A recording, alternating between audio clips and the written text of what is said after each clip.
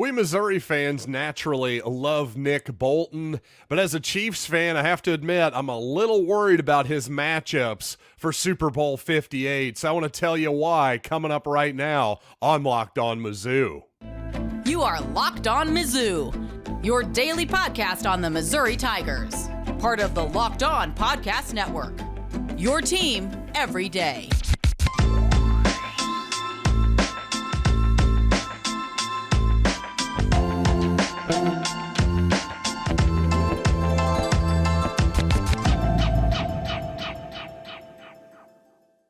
Hey, all you true sons and daughters, I'm John Miller, your Mizzou mafioso, and a recent watcher of high school basketball for the first time in many years. I want to talk about Aaron Rowe, who I watched live on Friday at Father Tolton.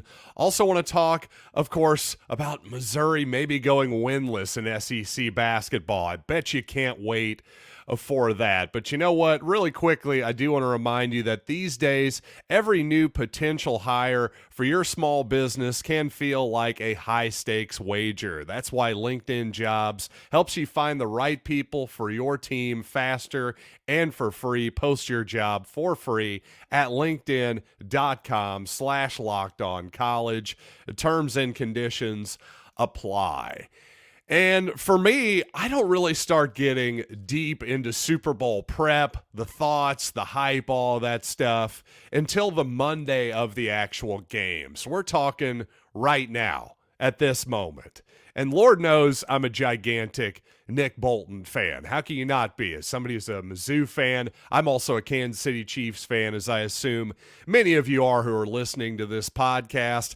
But regardless, I think all football fans are obviously interested in Super Bowl 58, or as I like to call it, the Derek Thomas Super Bowl. So how can the Chiefs actually lose the Derek Thomas Super Bowl? Well, unfortunately, I'm not loving the vibes around Patrick Mahomes Sr. apparently getting arrested for driving while under the influence in Tyler, Texas the last couple days or so. But hopefully that's not going to have a big impact on the field. Unfortunately, though, if I'm Kyle Shanahan and if I'm the San Francisco 49ers, I'm probably going to be looking to pick on Nick Bolton this coming week, because I really think Bolton is going to be, if he can play a good football game, if he can avoid being picked on in coverage, and a lot of that might have to do with the Kansas City Chiefs pass rush, by the way.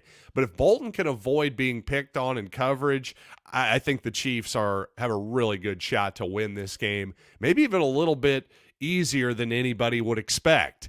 However, though, because of the plethora of options that San Francisco has, I'm not sure that that's going to happen, because Bolton, while an incredibly instinctual player, a really smart player at middle linebacker, an excellent run stuffer, all that good stuff, the reason I emphasize his instinctual nature is because, well, if he wasn't instinctual, if he wasn't such a smart football player, I don't know that he would be a very good NFL player. The actual athleticism is not top end, at least for an NFL linebacker. He's not 49ers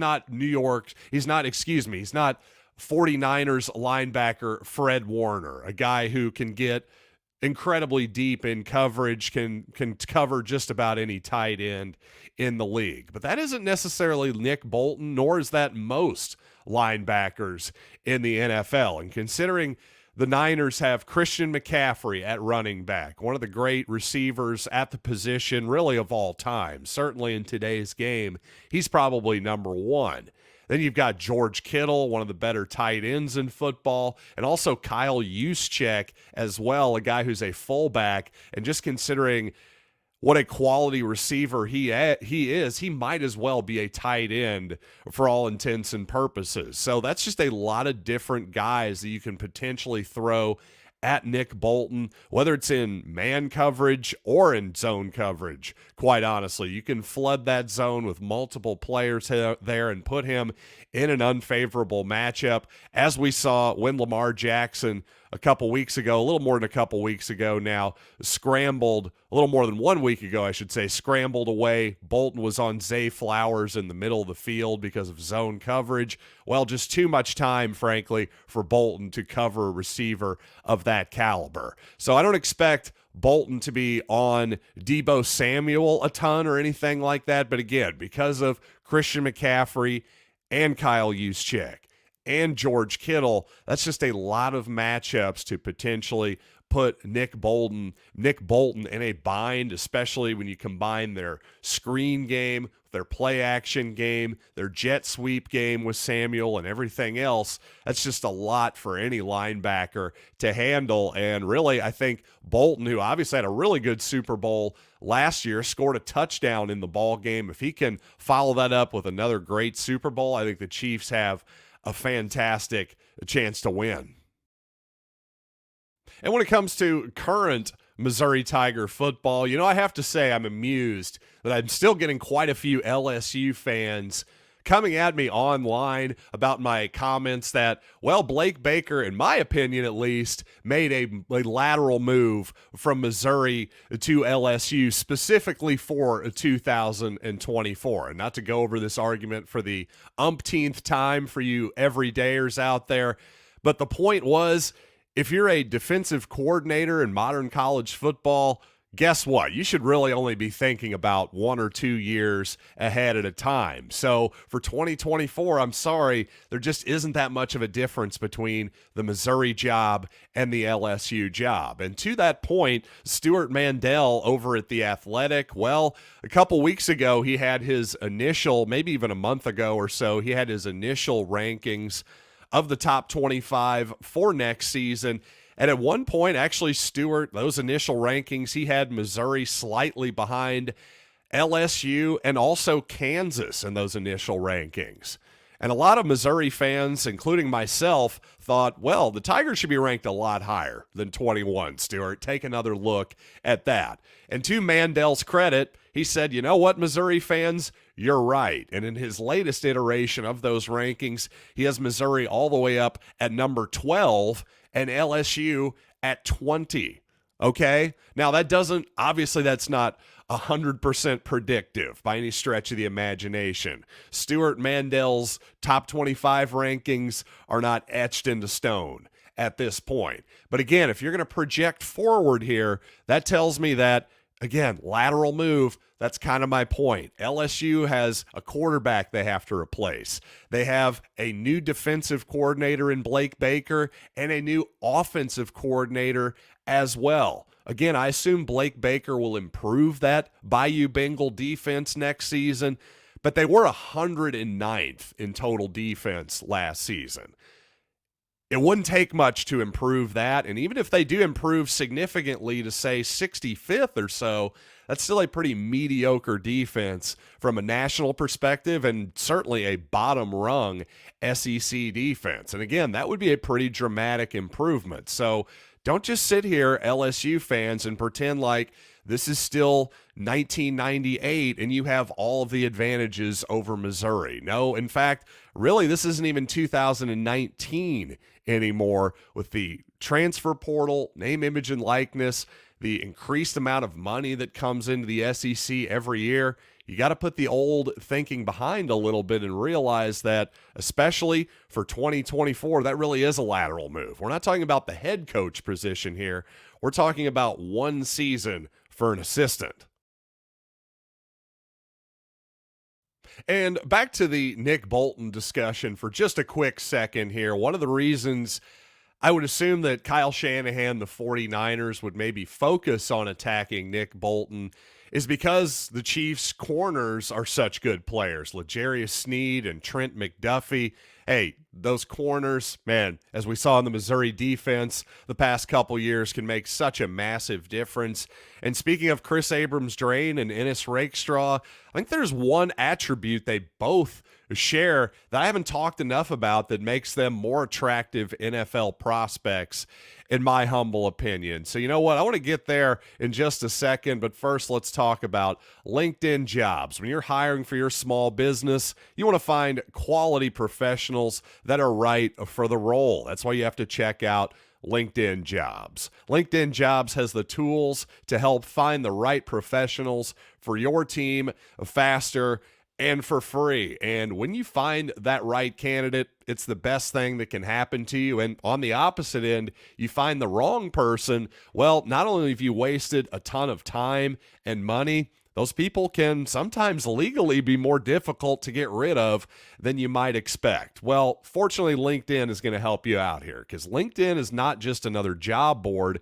It has a vast network of more than 1 billion professionals, which makes it the best place to hire. It gives you access to professionals you cannot find anywhere else. LinkedIn does all that while making the process easy and intuitive. Post your job for free at linkedin.com/lockedoncollege. That's linkedin.com/lockedoncollege to post your job for free. Terms and conditions apply.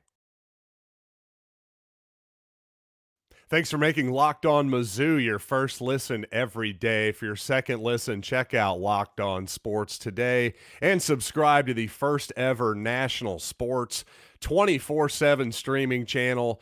That's Locked On Sports today. And talked to quite a bit last week about the Senior Bowl. A lot of Missouri players turning some heads. One of the reasons I brought up the LSU thing once again was that Darius Robinson getting some first-round buzz. My previous show was about that, and, well, some LSU fan was going, nah, boo-boo, you haven't had a first-round pick since 2017 or whatever. And I'm going, again, great, congrats. Never said LSU wasn't a better program. Not the point. But to the point that I was teasing previously here, Kris Abrams-Draine, a guy who had the second best speed recorded with their tracking data down there in Mobile at the Senior Bowl. One thing that I saw was brought up as a concern by a few is that a little bit light on the weight side for Kris Abrams-Draine, and I'll just say to that, maybe I'm completely wrong here and somebody can correct me, but I don't ever recall a cornerback prospect not working out because he wasn't heavy enough, that he couldn't put on 5 or 10 pounds or something like that. Again, he's a 21, 22-year-old young man. He can't fill out a little bit at this point. I know I filled out a little bit more after that age. That's just me personally. Certainly a kid that age who is going to be hitting the weights hard, can hit the nutrition, whatever he needs to do. I wouldn't be too worried about that whatsoever. And to the positive side of Kris Abrams-Draine, I think this applies equally to Ennis Rakestraw as well. Maybe not equally, but certainly it applies as well, because both guys, while proved they were very, very good outside boundary cornerbacks the last couple seasons, well, you might forget that actually his first year transitioning to the defensive side of the ball in 2021, Kris Abrams-Draine was actually a slot cornerback and did it quite well, was very, very good in that position. So if you think, hey, he's a little bit light, well, I don't know, maybe you play him on the inside. Is that better for him to be lighter? It would seem like it'd be better to be a little heavier on the inside, if anything, having to be more in run support and that type of deal. But regardless, I just think that Abrams-Draine has proven that he can play either position. I think that's really valuable, especially if he does end up being a number one corner. Maybe he's a guy who can follow a guy from the outside to the inside, the number one receiver on the opposition, which is something that isn't as common as you might think. And Ennis Rakestraw, same thing. Again, he played almost exclusively outside the previous 3 seasons of his career, but I noticed this past season, when it'd be an obvious passing situation, Missouri would bring in a dime package, bring in an extra defensive back from its nickel package. Well, a lot of times Rakestraw would move inside. Drayden Norwood would come in, maybe Marcus Clark would come in and play the outside position. Rakestraw would move inside, where a lot of times you'll see some of the best receivers in the country, like Malik Neighbors for LSU, for instance, would line up on the inside. And of course, Luther Burden for Missouri as well. So that's very common. So the ability to play defense in both of those positions, to me, makes both of those guys much more valuable than you might think at first glance. And with Missouri remaining winless in basketball in the SEC, I wanted something positive to talk about. So I ambled over to Father Tolton High School this past Friday night to watch Aaron Rowe and his squad play basketball against Cardinal Ritter. And, I don't watch a lot of high school basketball. Just point that out already. Scouting high school, just not really my thing. I'll just point that out at the very start here. But I did want to watch Rowe play a little bit, and I came away mostly impressed. I will say I think a lot of people who hear about a 5-star guard would have probably came away from this maybe a little bit underwhelmed, because you're expecting a young man who is going to be explosively athletic, putting up a bunch of shots, putting balls in the basket and all that good stuff. Well, that doesn't necessarily appear to be Aaron Rowe's game. He's much more of a true point guard, I would say, a guy who lets the game come to him. He's got a good size, good ball handle, good feel for the game, all that good stuff. I think his jump shot was a little bit off on Friday night. I'm not going to speak to how good of a shooter he is just by watching one game or really drawing any gigantic conclusions whatsoever. And really the biggest conclusion that I want to come away with is that, especially for guys like Rowe, who are sort of pass first, let the game come to you type players, and not necessarily above the rim explosive players like that, well, you got to see them play maybe more than once. I know this from my own experience. Even though I'm not a high school guy, certainly I'm a big time college guy, and I love the NBA as well. So obviously when draft time comes around, hey, I've got opinions just like everybody else. I'm trying to prognosticate. And I think one of my biggest misses that I can think of off the top of my head was when I saw James Harden in college. I just didn't get it. But frankly, I didn't watch him enough. Harden is not an above the rim type of player. A lot of his game is much more subtle, skill based, and again, just not an explosive player who's going to jump off the page at you immediately like a young Michael Jordan or LeBron James or somebody like that. But obviously, James Harden ended up being a heck of a player. The point is, I think if you're really going to scout, you really want to get some good opinions, whether it's high school, whether it's college going into the NBA, you want to project forward. Don't just base it on one game. You got to go out of your way to watch these guys multiple times, and especially at the college level, hey, like with Anthony Edwards a few years ago, the guy's the number 1 pick for the Minnesota Timberwolves. Well, when he played against Missouri for Georgia a few years ago, he wasn't very impressive in the ball game. And in fact, famously, Reed Nico blocked him from behind, basically a shot that would have won the game. Well, Reed Nico won the game for Missouri instead, and it would be easy to be going, gee, that guy's the number 1 pick. Well, if you went back, though, as I did, find a game, go look at the box scores and go, what's a game where Anthony Edwards played well? Well, let's go watch that game. Then you start to realize, oh, now I get it. Again, especially remind yourself that Aaron Rowe, if you watch the same game I did, you might have gone, not sure if he's a 5-star prospect. Don't base that on just one game. Again, love the size, love the handle, love the unselfishness, love the feel for the game. Eventually, he's going to have to knock down shots, no doubt about that. But again, remind yourself that he's a junior in high school and has a long way to go before he even steps on campus at Missouri. And let's rip the Band-Aid off, talk about yet another Missouri loss in basketball in the SEC, this time in Nashville. Really, there's only one more thing that matters for the rest of this basketball season. That includes the off season as well, at least until we get to portal season. I'll explain that coming up here in just a little bit. But first, it's time to talk about the Super Bowl. Happy Super Bowl to all who celebrate from FanDuel, America's #1 sports book. if you're like me, you're ready to sit in front of my projector on Sunday, get out some nachos, and crush some super bets as well. Well, in my opinion, the best value out there, it's down just a tiny bit, but I still like Patrick Mahomes to win the Super Bowl MVP. He's plus 135 right now. The Kansas City Chiefs money line, them to just win the game straight up, plus 110. Hey, I'm sorry. I just don't see a scenario where the Chiefs win this and Mahomes doesn't win the MVP.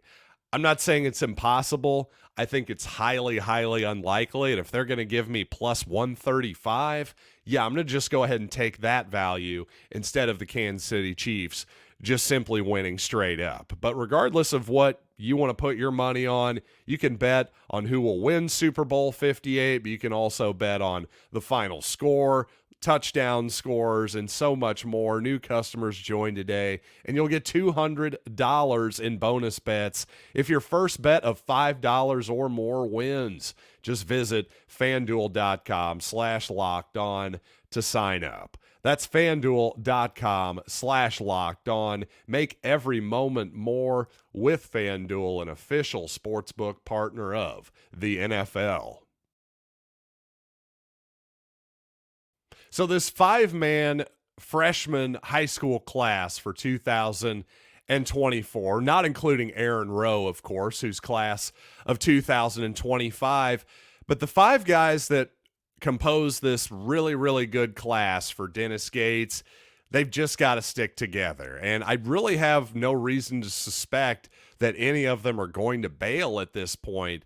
But my goodness, 0 wins. If that actually happens for Missouri in the Southeastern Conference, well, that doesn't make anyone feel good about anything at this point. No doubt about that. And it really has all gone wrong, basically, for Missouri in terms of luck, in terms of injuries, in terms of evaluation in the transfer portal, quite honestly. And once again, you saw a similar tale play out. Missouri has a chance to win the game, just cannot quite get over the top. And one of the reasons, 3 minutes left in the ball game, Vanderbilt has the ball up by 3, I should say, with 1 minute left, not 3 minutes left. Let me set that up again. Vanderbilt has the ball, 1 minute left. They're up by 3. They get a switch. They get a switch. The guard that they want is now being guarded by 5'10" Nick Honor. The guy simply basically rises up over the top of him and makes a lightly contested jump shot because, quite honestly, Honor is just not big enough to challenge that type of guard. And that is one thing where Aaron Rowe, and more specifically these guys in this 5-man 2024 class, should help a lot. T.O. Barrett is a lead point guard who is at least 6'4" listed. Anor Boateng and Marcus Allen on the wings, similar deal at 6'5", 6'6". Suddenly that switching defense, especially on the perimeter, is going to make a lot more sense when you're not switching onto a 5'10" point guard. Quite simply, guards, coaches, they're just not going to be able to hunt those guys as much in the future if you have more size at that position. Now, of course, at a certain point, Missouri needs some guys to knock down some shots too, and that's something that Honor has been doing pretty well. Yes, when he gets into the paint, well, that's a bit of an adventure, but Missouri does not have enough guys right now who are knocking down three-pointers, and really, if it weren't for Nick Honor and Tamar Bates, those shooting numbers would be absolutely atrocious. Now, one thing I did find interesting this morning, Gabe DeArmond over at Power Mizzou went back over the last 20 years to find out how many teams had gone winless in conference play in the Power 5 high major conferences, if you will. And the results weren't pretty. Only 9 teams in the past 20 years have done so. 1 in the SEC, that was the 17-18 Vanderbilt squad. And it's never happened, at least in the last 20 years, in the Big Ten. Now, we could go back 100 years and probably find somebody. The point is, though, in the last 20 years, and that's a pretty good chunk of time here, that is a really, really rare thing to happen. And also, Gabe could not find an example of one of those coaches coming back and making the NCAA tournament at that same school following a winless campaign. So that's a pretty daunting statistic out there. And I do think that Gates could be the exception to the rule here. Again, you keep the 5-man class intact. Hopefully Trent Pierce and Jordan Butler and Anthony Robinson improve. You got to do well in the portal this offseason. But, man, that is a daunting thing to hear about. And especially considering, again, you just didn't expect it. You just didn't see this coming. It's just a big blow so far to Dennis Gates. I think he can still turn it around, but man, literally just getting one win at this point would actually feel like a small victory, more than just a literal one victory, but a victory off the court to at least be able to not be a part of that embarrassing bit of history to go winless in conference play. And you know, I brought up the SEC and the Big Ten just quickly here. You may have missed it, but the SEC and the Big Ten starting a joint advisory committee to look at big picture stuff in college football in particular. This seems like a bit of a harbinger of perhaps the SEC and the Big Ten forming some kind of massive alliance and breaking off its own thing, especially when it comes to football at a certain point. Lots of people think that's where this is headed. I think the question now is probably how long does it take? Not a matter of if, but when. So, you know what? Thank you all so much, as always, for joining me on this program. Thanks for making Locked On Mizzou your first listen every day. And until next time, I'm John Miller, and thanks, as always, for listening to Locked On Mizzou.